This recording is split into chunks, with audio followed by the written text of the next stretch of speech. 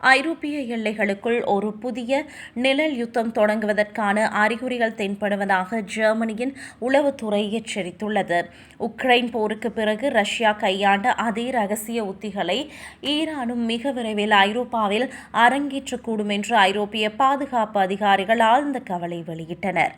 தற்போது மத்திய கிழக்கில் அமெரிக்கா மற்றும் இஸ்ரேலுடன் நடந்து வரும் மோதல்கள் ஓரளவுக்கு ஓய்ந்தவுடன் ஈரானின் சிறப்பு பாதுகாப்பு படைகள் தங்களது கவனத்தை மேற்கத்திய நாடுகளின் பக்கம் திருப்பும் என்று பாதுகாப்பு நிபுணர்கள் கணித்துள்ளனர். இந்த அச்சுறுத்தல் நேரடியாக இராணுவ தளங்களை தாக்காமல் ஐரோப்பாவிற்குள் வாழும் ஈரானிய அரசுக்கு எதிரானவர்களை இலக்காக கொண்டு இருக்கும்.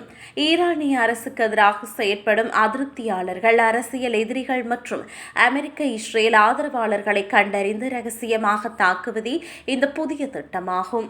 இதற்காக ஈரானில் ஏற்கனவே கடுமையான இராணுவ பயிற்சி பெற்று தற்போது மேற்கத்திய நாடுகளில் வசித்து வரும் ஒரு மறைமுக நெட்வொர்க்கை டெஹ்ரான் பயன்படுத்தி பார்க்கிறது. இந்த ஸ்லீப்பர் செல்களின் முக்கிய மையமாக ஜெர்மன் செயற்பட்டு வருவதாக கண்டறியப்பட்டுள்ளது. இதனால் ஜெர்மனியின் எதிர் உளவுத்துறை குழுக்கள் அங்குள்ள சந்தேகத்திற்குரிய நபர்களை தீவிரமாக கண்காணித்து வருகின்றன. இந்த கடுமையான அழுத்தம் காரணமாக ஈரானிய உளவுத்துறைக்கு ஆதரவாக செயற்பட்ட பல ஏஜென்ட்டுகள் சமீபத்தில் ஜெர்மனியை விட்டு வெளியேறி ஈரானுக்கு தப்பி சென்றுள்ளனர். அதே நேரத்தில் ஐரோப்பாவில் தங்கியிருக்கும் ஈரானிய ஆதரவாளர்கள் தங்களது தாய்நாட்டை காக்க போராட வேண்டும் என்ற தீவிர பிரசாரங்களை முடுக்கிவிட்டுள்ளனர்.